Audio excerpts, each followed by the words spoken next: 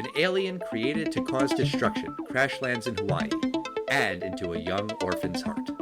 Listen as we chat about a quest for revenge at breakfast, the big eyes of adorableness, and the culture wars that always seem to surround Disney. ʻOhana means family, and family means finding out if Lilo and Stitch stands the test of time.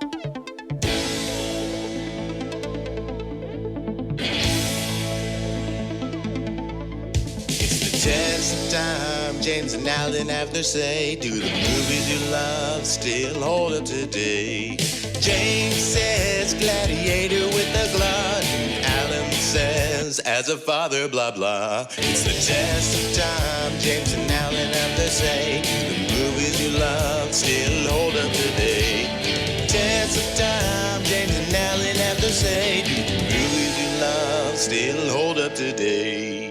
Hello, everybody, and welcome to the Test of Time. My name is Alan Noah, and my illegal genetic experiment created for pure evil is you, James Brief. Thank you. Hi, I'm James Brief. Not for the homicidal and destructive capabilities, but I think of the energy levels. I am definitely the Stitch, and you are the Lilo of this pair.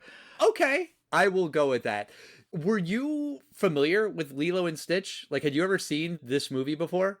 I'd seen it once before. I missed it in the theaters. Okay. And I can't remember when, but I've seen the movie exactly once before I saw it here. So this is my second time seeing it. How about you? What's your experience with Lilo and Stitch? I know as a father, you must have had some experience. That's the thing. See, I had never watched this movie. I knew of Stitch. My daughter loves Stitch. Stitch is her favorite character. She has these adorable Stitch pajamas that, she can wear in the winter that has like the head and everything, and they look very comfortable. She has multiple Stitch gibbets on her Crocs. I genuinely thought I could maybe get her to join us on this episode. She wasn't into it. She just feels like talking into a microphone is embarrassing or awkward or whatever. But she watched the movie with me, so that was nice. We got to watch the movie together. With my other kid, with Eli, when we went to Disneyland years and years and years ago, I think Eli was 3, 4, 5 years old, something like that. We were having breakfast at the Disneyland Resort. I'm sitting down eating my Mickey waffles or whatever, and then all of a sudden someone comes up behind me and grabs me. I jumped. I was startled. I wasn't expecting that. And it was Stitch. Stitch was just making mischief. That's what he does at breakfast when he's there. And Eli was dead set on getting revenge on Stitch because he pranked me.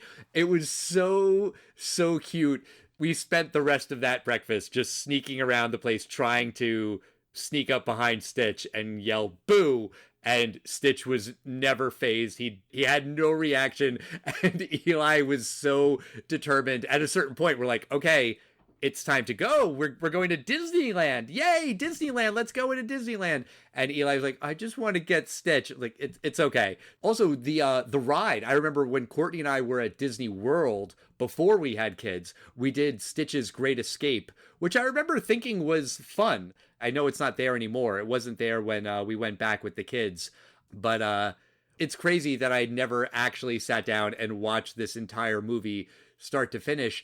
And yes, Stitch really has endured as a character. I mean, we're talking about the movie now because there's a live action remake, but considering there was only one theatrical movie, there were a couple of direct-to-video movie sequels. As a franchise and really as a character, Stitch has endured. There is so much Stitch merchandise everywhere in Disney places, and also just whenever there's a place in New York City where you see the knockoff characters, there's a lot of Stitch knockoffs everywhere. You're right. And as a pediatrician, I give out stickers. Lilo and Stitch is one of those Disney things like Elsa, like Cars, Toy Story, that really has endured. Yeah. But why don't we give our listeners a recap of Lilo and Stitch? It's about Experiment 626, a genetically engineered alien designed for destruction. He's banished to an asteroid, but he escapes and crash lands on the Hawaiian island of Kauai. That's where Lilo lives with her older sister Nanny, who takes care of Lilo since their parents died in a car crash. Nanny knows that Lilo is lonely, so she allows her to adopt a dog. The dog is really 626, who Lilo calls Stitch. Two other aliens are sent to Earth to capture 626. Jumba, who created Stitch, and Pleakley, an expert on our planet. Stitch's destructive tendencies cause trouble for Lilo and Nanny, and a social worker named Cobra Bubbles decides to remove Lilo from her sister's care. Just then, another alien, Gantu, arrives on Earth to capture Stitch, but picks up Lilo instead. Stitch, Jumba, Pleakley, and Nanny work together to save Lilo because ʻOhana means family, and family means no one gets left behind. So, this movie came out in 2002. How did it do at the box office? The movie actually did pretty well. It had an $80 million budget, and it was released on June 21st, 2002. And it opened at number 3 with $35 million, on its way to $127 million, $273 million worldwide. But like we said, this thing really endured. There were all these direct-to-video sequels. There was several Lilo and Stitch series. There was one in the States that was very popular. It's still on Disney+. There was Stitch, ! That was a Japanese version. And then Stitch, and I don't know if it's AI or I. I think it's I. Okay, but that's a Chinese animated series. Right. Lilo and Stitch 2, Stitch Has a Glitch, is the direct-to-video sequel. Stitch, ! The movie, was the kickoff to the Lilo and Stitch TV show. And then there was another movie that wrapped up that storyline called Leroy and Stitch. So it was the series was bookended by these two movies. And I believe the TV show is where the pink Stitch comes from. Angel, I think, is her name. And she's Stitch's girlfriend. And when I started watching the movie the other day, I was instantly just taken by how different it felt. In part because it starts in space, with aliens. And I'm a nerd. I like a good sci-fi story. And that's cool with me. But it felt very un-Disney-like. You and I grew up watching the so-called Disney Renaissance movies. Aladdin, Beauty and the Beast, Little Mermaid, Lion King. And those stories are based on fairy tales. Grimm's fairy tales, Hans Christian Andersen, I guess Shakespeare for The Lion King. And here is something that's just not based on anything. It's an original idea. It's an original story. There's no prince. There's no princess. There's no love story. There's just weird aliens in space. Out of the gate, I'm like, yeah, I'm into this. And then you get to Lilo, and even Lilo feels not Disney-esque. Because when you think about it, the girls in Disney movies, they tend to be sweet and saccharine girls. They're good girls. They want to read books and they want to find a prince, and they don't really like that their wicked stepmothers make them, clean the entire castle, and sometimes they rebel against their dad when King Triton tells them that they can't go to the surface, but they are good girls. And Lilo is bad. In that first scene, she gets into a fight. She bites another girl and punches her in the face because the girl makes fun of her. She's being bullied and her parents just died. I'm not saying that she's a bad person, evil, but she is a poorly behaved girl that also feels out of place in a Disney movie. You're absolutely right. She's adorable, but not cartoonish adorable with the big buggy eyes of, adorableness. This is known as Disney's experimental era. Between the years about 2000 to 2008, there's about a dozen films that fit this era that they experiment on different demographics and different themes, animation styles. Films like Atlantis, The Lost Empire, Dinosaur. I don't know if you ever saw that one. No. The Emperor's New Groove, Treasure Planet. I definitely want to review Treasure Planet because people seem to talk about that a lot online. Brother Bear, Meet the Robinsons, Home on the Range. It's considered generally to have concluded with the Disney film Bolt in 2008. But they were certainly not, in the zeitgeist. They didn't hit that bullseye the way, Disney dreams to do, or any studio dreams. So you're right that Lilo Stitch, her attitude, the way they draw her, she's not white. I mean, they've done that before, Pocahontas and Jasmine, but this is before they went with Moana, which would later be, wildly successful as well. I think this is when Disney started doing better in terms of that. If I'm remembering right, with Mulan, they tried to do right with some of the Chinese folklore and history and things like that, but there's also a dragon named Mushu in that movie, which isn't great. That is offensive. And I think by the time Disney made Moana, also with a Hawaiian protagonist, they worked with Hawaiians. They were part of the process from the beginning, and that shows, that comes through in the finished product. This movie, Lilo and Stitch, it was not always going to be about Hawaii. And I think the early concept, Stitch was a creature who lived in the forest and was going to be in the continental US. Then it changed where he was going to be a gangster, like an alien gangster, and he was going to have a boy companion. And then it shifted to Hawaii and this girl. Tia Carrere plays Nani, and Jason Scott Lee, who voices David. They are both actors of Hawaiian descent, and they were kind of giving some feedback about the dialogue and phrases and things that they would say and things that they wouldn't say.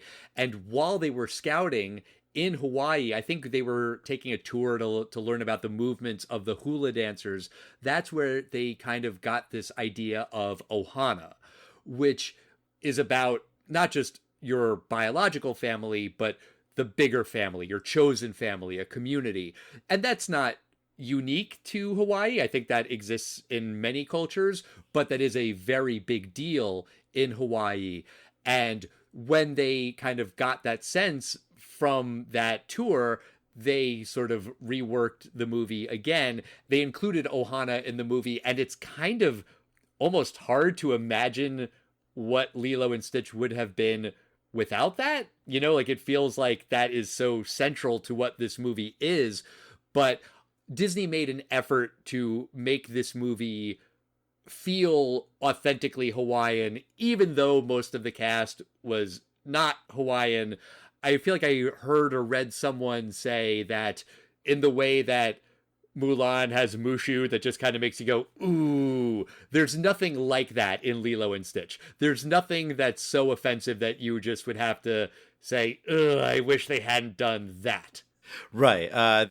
They make some homages to the Hawaiian culture and the dances and stuff. I think one thing that is not wrong, but maybe a little off, is the way that Lilo loves Elvis, because the whole thing with Elvis is that Elvis was fascinated by Hawaii, and he had songs about Hawaii, and he made a ton of movies in Hawaii, but it's not like Hawaiians necessarily love Elvis. It was more that Elvis loved Hawaii.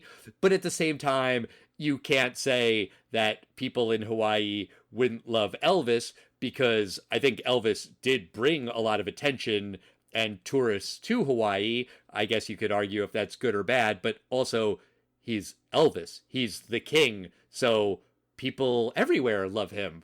It's Elvis. I think that's looking for something to be offended by, that it's, oh, Elvis. But I mean, it's like saying the Beatles or the Rolling Stones. Exactly. You don't necessarily have to be, we're not from that era, and you can make that reference. Everyone knows Elvis. I think having the Elvis songs in the soundtrack also does help the movie, because then that's something for the parents who are bringing their kids, because maybe they know those songs a little bit better. I read something that this soundtrack had more Elvis songs than any other movie, including the Elvis movies until that movie Elvis that came out a few years ago. That one broke this record. But I think on the soundtrack, there were 5 or 6 Elvis songs, which is a lot for any movie, especially a Disney movie. I don't know if you noticed this, but the first credit was for Alan Silvestri. Yeah. And I was like, okay, yeah, that makes sense. He's a big name. Sure, you would put his name first in the credits. This isn't a musical. Talking about things that are kind of un-Disney-like, at least from the Disney Renaissance era, there's a Hawaiian roller coaster ride, which is a great, great song. I love that song. And, you know, Alan Silvestri composed a couple of instrumental songs for the soundtrack, but this is not a movie where the characters break into song regularly. That's just not what this is. So it is kind of funny that they put Alan Silvestri front and center in the credits. I noticed that too. I was like, I don't remember any musical numbers. Or I was even thinking like, oh, maybe there's musical numbers and they're all bad, which is why I don't remember any of them. But I didn't really think the film picks up until you get to Earth. I think the film picks up with Lilo. I think Stitch with Lilo is very interesting, but I didn't find the beginning. I thought it went on a lot longer than I thought it needed to be. Interesting. I'm just saying for a children's film, that I was kind of like, all right, like get on with Stitch escaping and getting to Earth somehow. I get that. To me, it's a pretty jarring contrast when the movie starts with this alien genetically engineered for evil, which is kind of a literally an out there sort of thing. And then the movie goes to these sisters who are alone. Their parents are dead. Child services might take the little sister away. And all of a sudden, this is real. Those are 2 very, very different tones. Silly, goofy alien who spits acid and a broken family that could be further broken.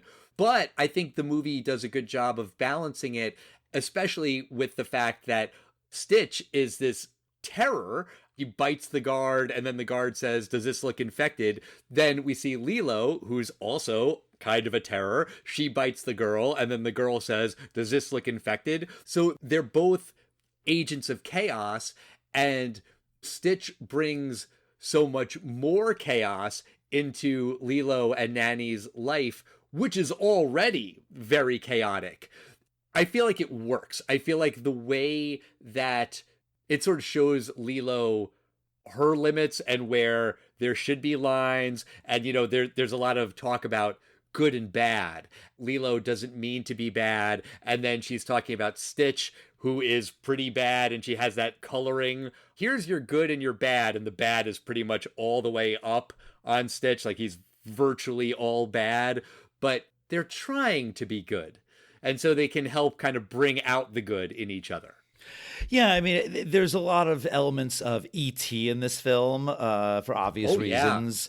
An alien coming into a broken family. Right, exactly. I think whereas E.T. and Elliot's bonding is maybe a little bit more on the subtler and sweeter slow build-up. I think that Lilo and Stitch's montage is very funny when they're bonding together. Just the way they meet is very funny, as opposed to, you know, E.T. and Elliot, very slow build up to them meeting and slowly being okay with each other. There's this instant bond where she thinks, of course, Stitch is some kind of dog. But right when she notices Stitch is an alien, she's not freaking out. She's like, okay. I also just think, I don't know if Lilo is, I don't know where they got the name from, but it's just such a great name, Lilo and Stitch. The name Lilo comes from Chris Sanders, who wrote and co-directed the movie and is also the voice of Stitch. He had been to Hawaii and he was looking at a map that was like near his desk. He grabbed the words Lilo and Nani from the map. Besides Lilo and Stitch, the other duo in the movie is Jumba and Pleakley. They're pursuing Stitch. It was different from what I was expecting. I was expecting them to be looking for Stitch, but not able to find Stitch. And no, right away, they're on Stitch. They know exactly where he is. That's not the problem. It's just that Stitch is basically using Lilo as a human shield so they can't shoot Stitch. which is kind of dark. But I thought they were very, very funny characters. In the new live action movie, I think the biggest name actor in that movie is Zach Galifianakis, and he's playing Jumba.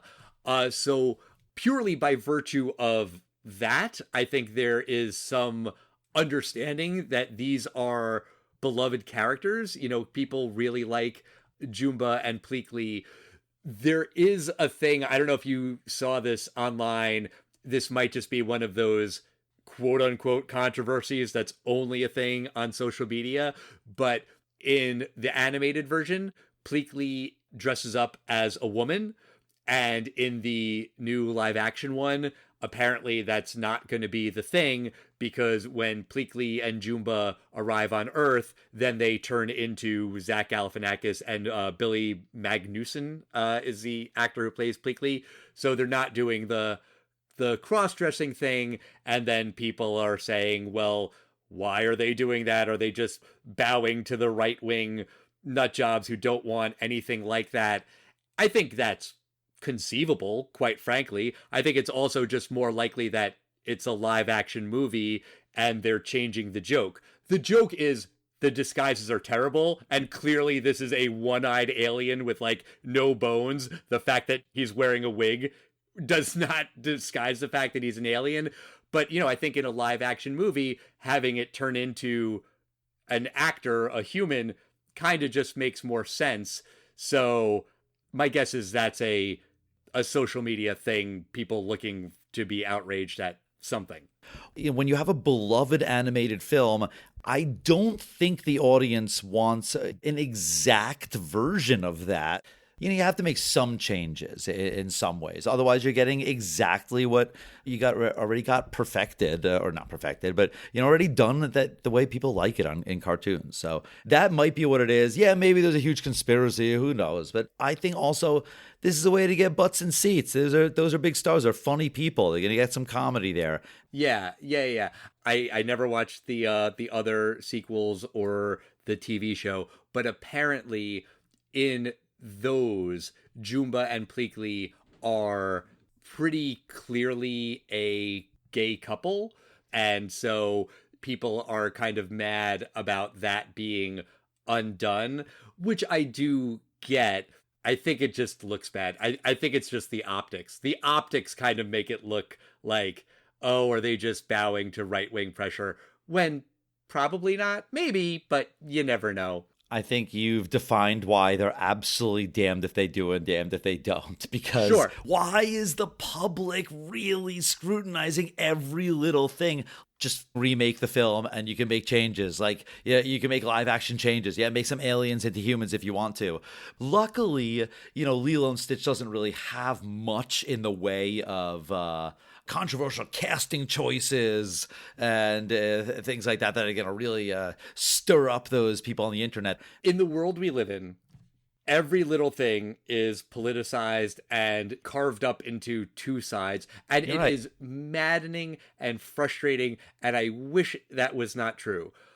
I do think, though, that there is extra scrutiny on everything Disney does, more so than the other movie studios. You're right. People just love going after Disney. The right loves going after Disney for being too woke. The left loves going after Disney for not being progressive enough. There's just something about Disney. They're a big mega corporation. Yeah, there's something about, like, if you want them to be your enemy, they're your enemy. And also they're the thing that comforts you at night when you want to watch something that reminds you of your childhood and the doll that grandma got you. Yeah. Kind of along the lines of real world impacting Lilo and Stitch. I don't know if you saw this, but the end of this movie was originally going to be pretty different. In the original version, John 2 takes off with Lilo, and in order to save her, Stitch hijacks a plane from Honolulu International Airport, like a commercial airliner, and they fly through Honolulu and crash into some buildings. That was presumably animated in 2000, early 2001. Then there was September 11th, and they had to change all of that, and that's why they are in John 2's ship, which is a big ship, way bigger than Jumba's ship. And that chase scene, it's in the mountains and the caves of Hawaii and not in a big city. Apparently, like, that animation was done really quickly, and there are things that you can notice if you're really looking carefully. I did not notice that when I was watching. I read that after, but I was like, wow, you can't blame them for making that change. Yeah, I watched the scene, and I'd seen it before because I'd heard this story before. Okay. As I was watching the film this time, I could tell, oh, they're passing by mountains. I'm like, this is the buildings that are in the original one. And then after the film, I went to YouTube and I watched the deleted scene. In terms of all the jokes that they do, like knocking the guy's ice cream cone out of his hand, all the jokes are exactly the same. There's a couple cool shots that they do. There's this curved hotel. I think it might be real. The airplane kind of like banks left or banks right by curving on the curved hotel's windows. And of course, shattering like half the wall. Right. You know, so it's not a good look after September 11th. Sure. So, of course, no one gets hurt or killed in these things. And it's not like the end of Man of Steel where like entire buildings topple over. It's more like the landing gear like crashes into buildings and stuff. And, you know, there's things like that. Right. But James, let me ask you about Lilo and Stitch. This movie, not all of the sequels and the TV shows and the characters at Disneyland and everything. What do you think about Lilo and Stitch? Does this movie stand the test of time? I will say that I was surprised how little I liked of Act 1 on the spaceship. As I said earlier, I wasn't that interested in that part. Stitch wasn't funny yet. He wasn't interesting yet. The film doesn't pick up until it gets to Hawaii, and then it really does. I think sort of in an E.T. way, it's an earned relationship that these two have. I think it's very sentimental at the end and very sweet when Stitch, who realizes he really has no purpose other than to destroy. He has no family. He has no father. I guess the guy that created him is his sort of father. Right. But then he learns what ʻOhana is, and I think it's sweet. There's one thing I totally forgot about this film, and that's that Stitch talks. Oh, yeah. I mean, I thought he said like a couple words, kind of like a Tasmanian devil kind of thing. Like he says a couple things, like a Groot-esque level of language. But then like 2/3 in the film, he totally just starts talking. And I was like, oh, this is weird. Can you do an impression? I think he's Stitch, and he love Test of Time podcast. Stitch like podcast? Mine was better. You did a little bit more of like a Stitchy sloth from Goonies. Yeah, you just did Stitch doing sloth. But Okay. But anyway, I do think it's a very sweet relationship. I was rooting for them. I think the whole thing of a social worker, I mean, that's so... Again, not a Disney film. From Disney films banking on, I need to prove to this man I love him within 3 days, or I need to, win back my kingdom from the evil Scar. This one, kind of the plot is, me and Stitch need to keep my sister employed at a restaurant. Yeah, it's kind of the plot for half of the film. It gives a little action, it's fun, it's sentimental, and it worked plot-wise for me. And I do think this film stands the test of time. What do you think, Al, film? I know you're a newbie to the film, even though as a father, you are familiar with Stitch. What do you think of the film now that you've seen it? So just one random thing that I wanted to mention before and I forgot. Apparently, this movie was the first time that Disney used watercolor backgrounds since the 40s. People who really know animation talked about it and commented on how bright and vibrant it was. I didn't really notice it, maybe because I watched it on my tablet and maybe just because I don't have a keen enough eye. But that's something that's notable about the movie. But you mentioned E.T., I was definitely getting E.T. vibes from this movie, and E.T. makes me cry. I always cry at that movie at the end when E.T. says goodbye to Elliot. Elliot says, stay, and E.T. says, come. How does E.T. say it? Oh, E.T. says, come. More like, come. Whatever. You made me do Stitch. Fine. At the end of this movie, when Stitch is talking to the Grand Councilwoman, and he says, "This is my family. I found it all on my own. It's little and broken, but still good." Oh my God, like right in the heart. I was losing it. That was really, really sweet. And also earlier in the movie, when Lilo says Ohana means family and family means no one gets left behind. But if you want to leave, I'll understand. And then, Stitch runs away and Lilo looks at the picture of her parents and she says, "I'll remember you. I remember everyone that leaves."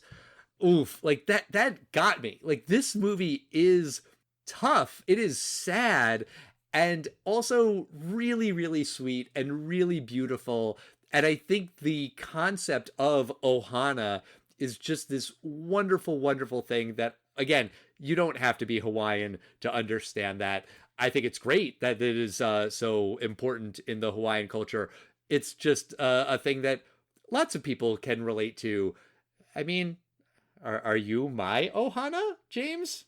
You are my Ohana family in the Lilo and Stitch way, just like in the Fast and Furious family way. No, don't ruin it. Don't ruin it, man. Come on, Ride that or was a die. moment. That was a moment. I think this movie is really, really well crafted. It combines aliens and weird sci-fi stuff with really organic, homegrown family stuff. It is really tight. I mean, the movie is under 90 minutes. It moves. It is funny. It is beautiful. The animation is just gorgeous, even though I didn't notice the watercolor backgrounds. That surfing scene, that is a good looking scene. I know that water is notoriously difficult to animate. I thought that scene looked great. I loved it. I really, really enjoyed this movie, start to finish. I loved everything about it. I don't know that I'm going to go see the live action one just because my daughter seems to be kind of on it. She thinks the new Stitch looks a little creepy. I think the reason Stitch has endured is in large part due to just the character design. He's so cute, and I think he's probably cuter in 2D animation than he will be as a 3D CGI thing. But I love this movie. I think it definitely stands the test of time. Of course it does. That's going to do it for us this week. Next week, we're going to kick off a trilogy. There's a new, possibly final Mission Impossible movie coming out. We are going to watch the first 3 movies in the Mission Impossible franchise. I believe they're just called Mission Impossible, Mission Impossible 2, Mission Impossible 3. I think after that is when they started doing subtitles. That is correct. All right. I am really excited for that. In the meantime, we want to hear from you. We are at Test of Time Pod on Facebook, X, Instagram, and Threads. Let us know what you think about Lilo and Stitch and Ohana and surfing and aliens and Hawaii and Elvis. We love hearing from you, and we'll see you next time, everybody. Bye, everyone.